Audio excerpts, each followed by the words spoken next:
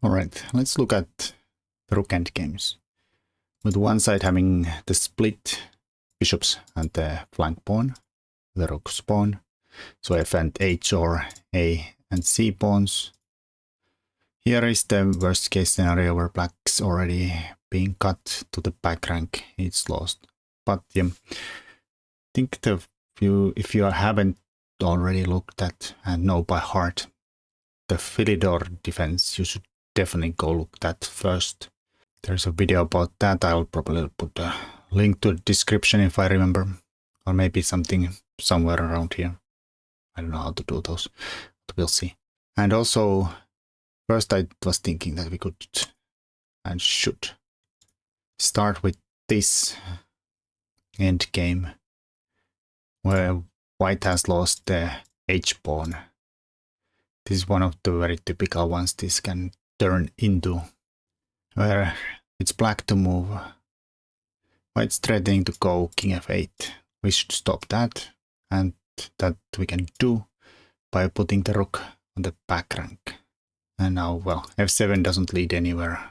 King comes here, stops the promotion, and we're already threatening to check and just pick up the pawn. If white goes for any kind of a checks from here though. So that's not really a try. White could try f7 with a king. And here black can play here, but since it's the bishop's pawn, there's a lot of distance on this side, so we can just keep the rook waiting on the back rank. Here white could try to get the rook to the back rank. Can give a check. Now we have to get out of here. White's trading this, trade the rooks and win the pawn endgame. King f6 attacks the pawn, also threatens this by force, so this would be a draw instantly. This is not good enough, we just go here and pick up the pawn. So while black should go here, but then we just again, bang, prevent the back rank from the white king in good circumstances. Rook b8, go check and go always back. King gets out of the way.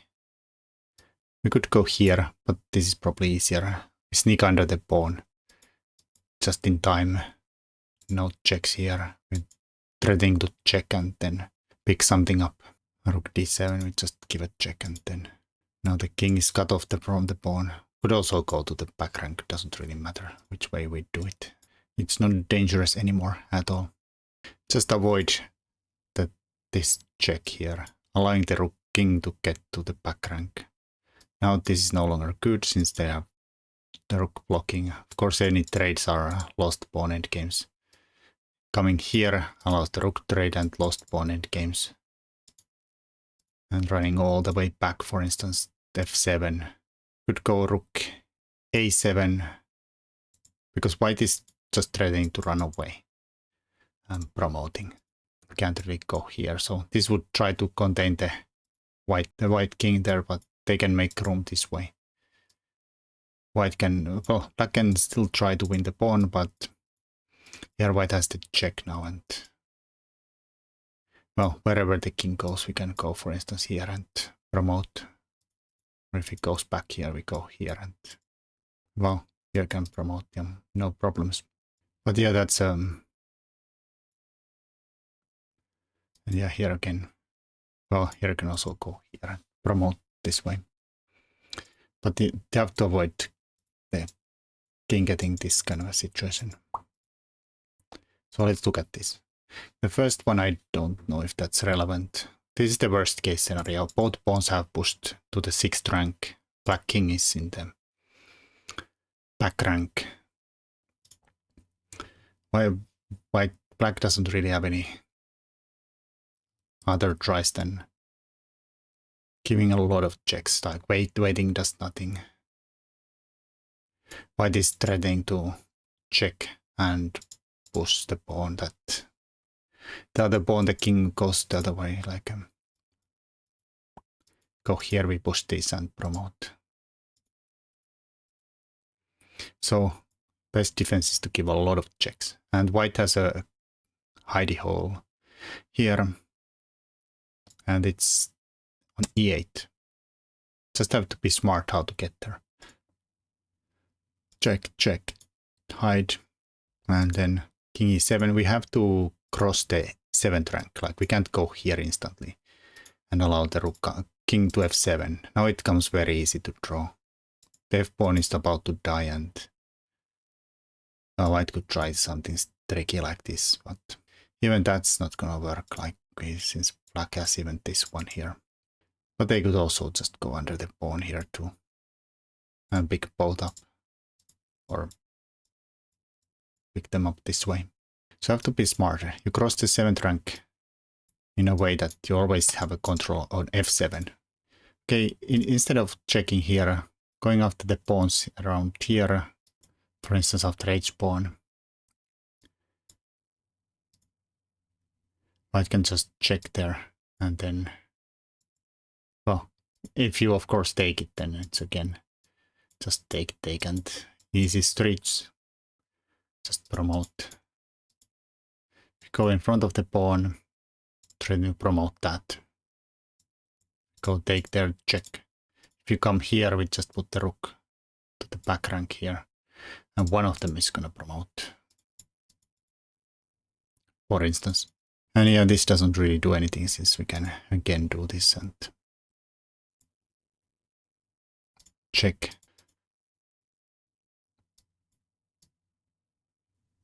This turns into a Lucena. For instance, why black could try here, but then we just push here and again gets out of the way, and then bang, we run the king out and promote next. So here, check, check, check, check, check, check, check, check. Another check, and king gets to e8. Finally, checks run out after rook e7. Now this is a big threat, just promoting. So there's no real alternatives than going after f1. If you go there, we just go straight up mate. Almost. Well, it's gonna be mate in few. Rook f1 is the only one that looks decent. But white can just play f7. And now the last trick. King h8. Oh no, stalemate. Everything is covered. But after king h8, you don't have to be so dummy and promote. You can just go here. Still threatening to promote. King can't cross this barrier here, and black has no checks. This is coming. Can promote, and now taking doesn't really work since there's a square here. Alright, so that's the worst case scenario. A little other one is that this is still fine. The pawns are in this way. I think in general you don't want to advance the bishop's pawn to the 6th rank ahead of the h-pawn. Here they are fine. For instance, white, now black checks. White has nice cover on the f6 instantly. They could attack the h-pawn. We can check and then go here. Here is a funny trick where you can even put the king in front of the h-pawn. And after this you can move the king rook somewhere. And this can't be taken since king hg6. And now this promotes by force.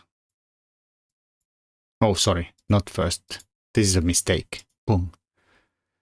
And then you allow the rook to get under the pawn.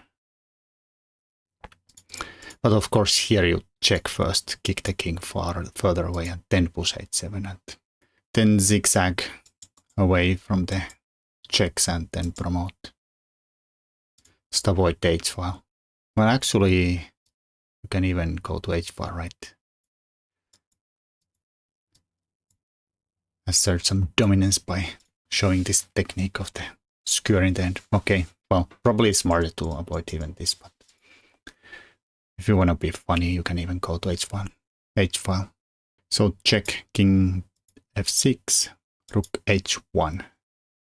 There's a different moves here. Rook h1 threatens to take the h-pawn to go this way. Well, now you have to be really careful you don't get stalemate the black king. Rook e7. And then we get to this side of you can't really keep the king off the back rank here, because of course your king is not ideal situated on h8. The rooks that get traded off and pawn goes through. So you have to, like, a winning try often is just at some point we throw away the h-pawn and then just promote the f-pawn instead, usually turning it into some kind of a Lucena or similar winning pawn rook endgame. Well, after rook e7, rook h6, f6, king h7, getting out of this check here.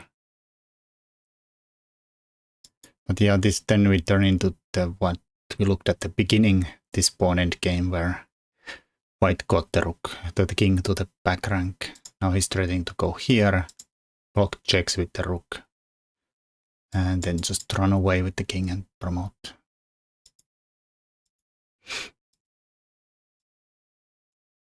Check. And then king's rook somewhere, and then we go here and promote, or go here and promote, whatever. So rook to the h file doesn't really work here. Other try is to go under the f-pawn. Keep an eye on that guy. And again, white gives a check. Dislodges the king to somewhere. And then rook e7.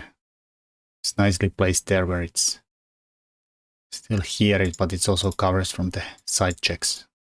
If black transfers the rook there. And here again we can check and move the king e8, e6. So if black would take the pawn now, just push the pawn. This is very close to the Lucena. Well, I guess this already counts as a Lucena. And if you go here, we just check and of course push g f7, and there's nothing black can do about the promotions here. After rook f1, if you go to, well, give it a check. Yeah, if you go for the side now, get ready to block with the pawn, and again just make little progress here. Keep pushing the pawn. Yeah, and now this is not available since bang, the rooks get traded instantly.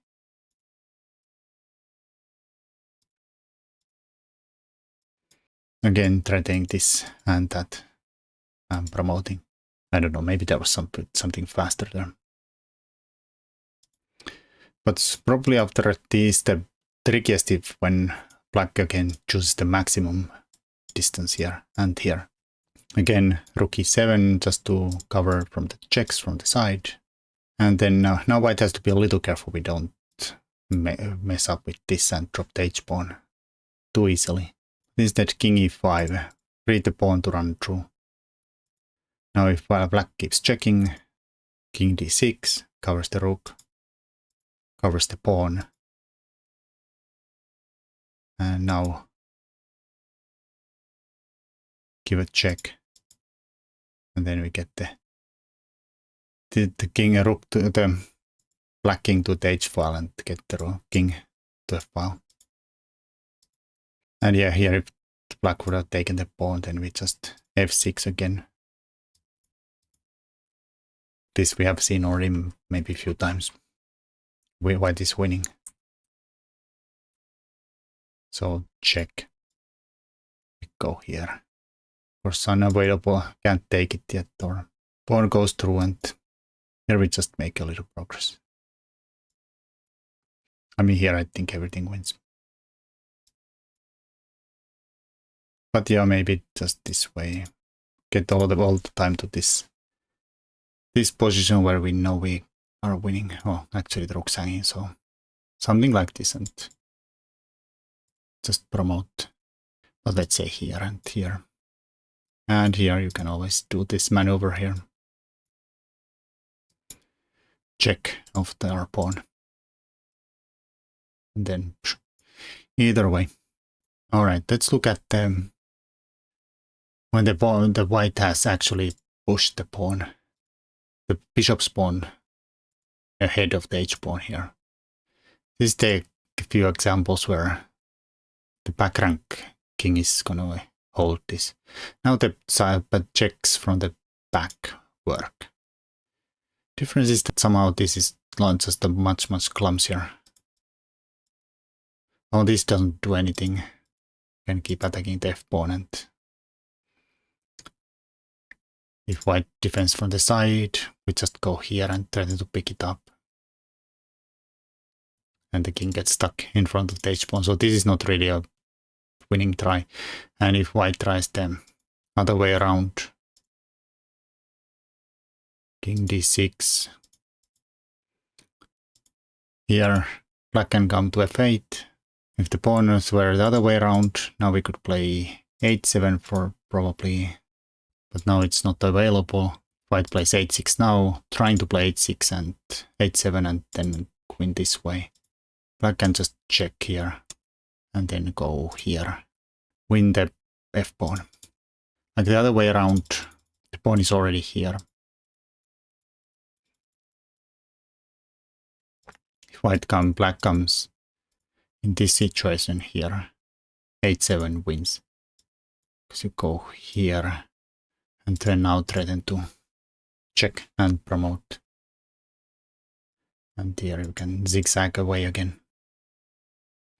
But in this one where the pawns are the start this way, you don't have h7 coming here, so black can come defend here. And now this doesn't do anything since we can give check here, and here we can even turn into a pawn endgame and just hold this because we win the f-pawn easily, and h-pawn is so far away we can catch it easily. So that's why this way the pawns are really clumsy. Yeah, and yeah, when we keep checking a lot and the king has no good shelter, and if it gets too far away we keep attacking the f-pawn and get the rook king f7 at some point. So this is what the winning side should always avoid, is to push the bishop's pawn in front. Makes it harder or impossible. Alright, let's look at the defensive technique from the Gligorich-Muslov game, which is in all the endgame books. Probably because Muslov's technique is almost flawless in this one, defending this one where black king is not stuck in the back rank. What white would love to do is to play the king here, check them back. So that's why black rook's ideally situated here, similar style to the Fedor defense, where you want the pawns to push forward in front of the king. And not the other way around, where the king could get, like if you go to the back rank and check and the king gets in front of the pawns, those always get much tougher than the other way around. So here, for instance, white, if this is what black wants to happen, is white to push the pawn. Where it's come, we go here for the maximum checking distance from both sides, from the back and the sides. A1, B1, ideal scores for the black rook. This is not a threat since we give a check. And then we can always come back at this moment. You can h6, we can choose the side. H-pawn is very clumsy, so we can pretty much stop that. Here, well, if white tries either side, we can keep checking him away. Eventually white has to defend the pawn with the rook, but here we just come here and the pawn is not going anywhere. Rook stuck guarding that pawn. Again, any king move, we just pick up the pawn and this guy covers that one perfectly. And yeah, well, go here, we just kick you away. King goes here, the pawn is not going anywhere, we go under it. I mean, you can also give a spite check in the with the queen here, or lesser, but also probably keep on checking. Many ways to hold on this one when the pawns get really clumsy when they are this way around. Yeah, pushing this pawn, we just stick the king in front of the f pawn, and here we can move the rook under the pawn, but probably not take it, since then we fumble into this lost endgame again.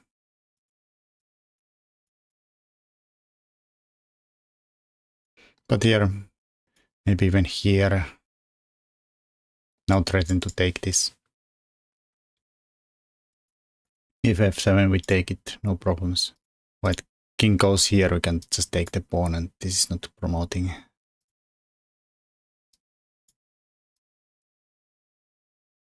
We'll cover it easily.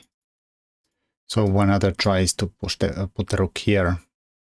Black should choose the f pawn in front of the f pawn is always the more dangerous pawn of them two, so should be trying to contain it. Here, for instance, pushing the h pawn, we can pretty much ignore and let it go, and then we can give a check and go under it, or straight up go under it. Again, the pawn is dying and no problems. White tries to sneak the king in front of the pawn. This is always very clumsy when you're in front of the h pawn, and just keep attacking the f pawn. If you push, we can just take it, and this is an easy draw. King is stuck on the h file. If you come here, we go here, and the king stuck guarding the rook, who's stuck guarding the pawn. If this happens, you can go back, and this is still draw. But you can now even take the pawn, and now, for instance, king g2, you can switch to this side defense here. And it just about holds. Save your pawn, check. You have to block, then pick. Well, in the game, Gligorich had a better idea of, instead of pushing the pawn, he gives a check, again picking up the f pawn as a side to, if you have to choose, and then he put the rook here, getting through the 5th rank this way. Of course, not going instantly there, but first we do get some shelter. White gets some shelter from the side checks, and here black king gets closer if allowed. Stops the white king advancing. What you really would love to avoid is to somehow, when there's no checks on the side, you let this guy get here and then threaten to push you to the back rank. So king comes here. Well, check. And now this is the hard part. There's only one move that draws. What you want to avoid here is that you go f7. They go king g5. Now after you, well, if you give a back check here, now there is a obstruction here. White's threatening to kick us to the back rank. So if we go back to the a1, a rook check here, and then we end up at that lost position.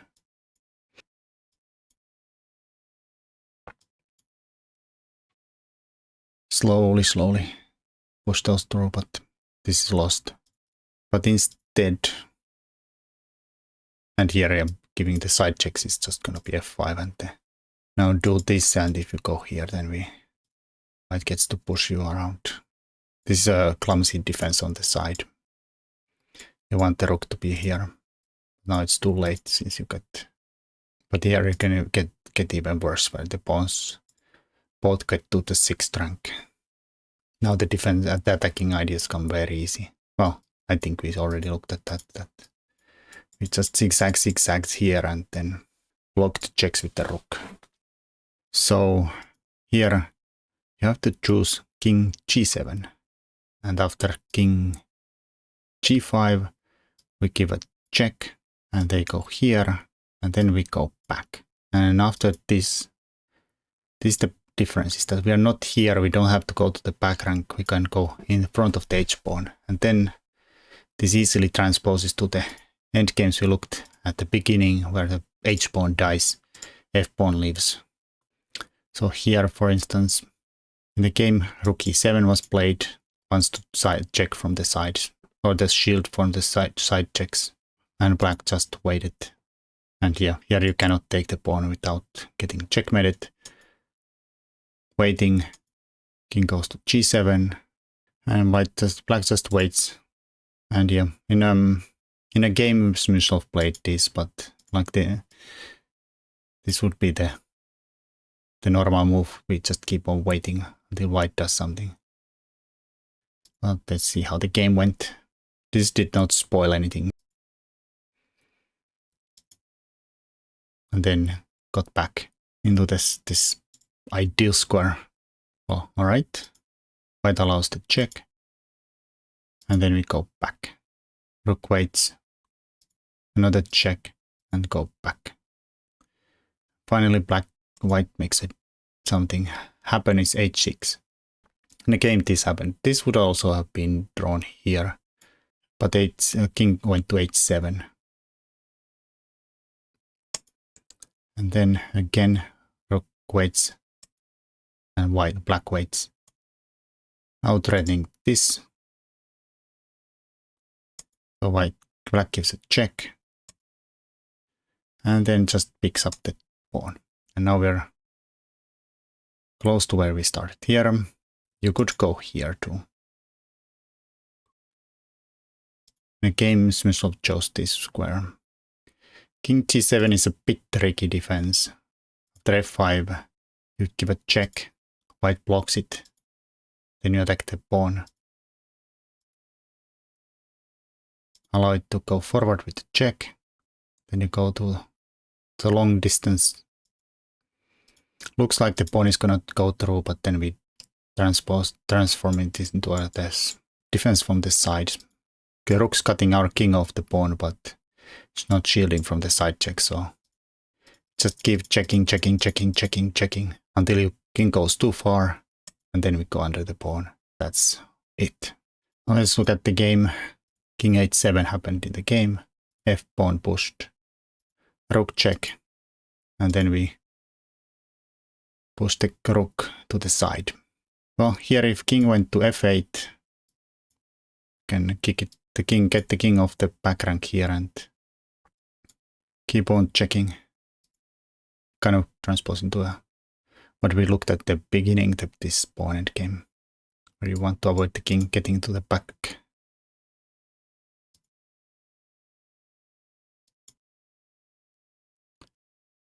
And whenever this happens, king can go here now. This is fine.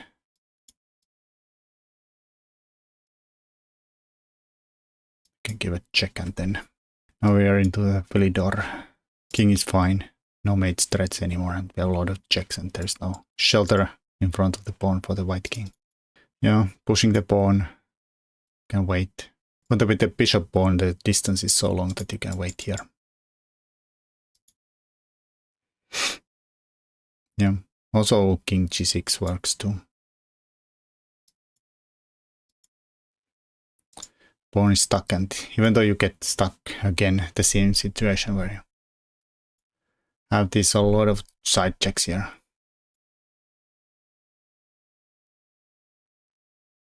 think we can go here and then pick up the pawn. Alrighty, f6, this happened.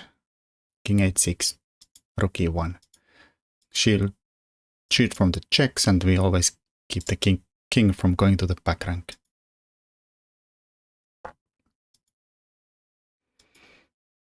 Check. Check. And again, no king to the back rank. And yeah, here of course avoid allowing this trade to a lost pawn endgame. But yeah, to that side instead. And now it's time to sneak the king in front of the pawn just in time. f7 is not a threat. If you go here, we're gonna give check and then already transpose into a Philidor. There's no problems for the black king and we have a lot of no shelter for white king. Alright, yeah, well, that's a difficult endgame. Like, you have to remember a bunch of stuff there. Usually you want to have the rook in this corner where you have the maximum flexibility, and also avoid getting to the back rank at all costs. Sometimes you can, but to our life, we want to avoid that happening. Anyways, it's a difficult endgame, but with practice it gets easier. I've lost and won that and keep messing it up still. Alright, until next time, hopefully somebody got something out of that.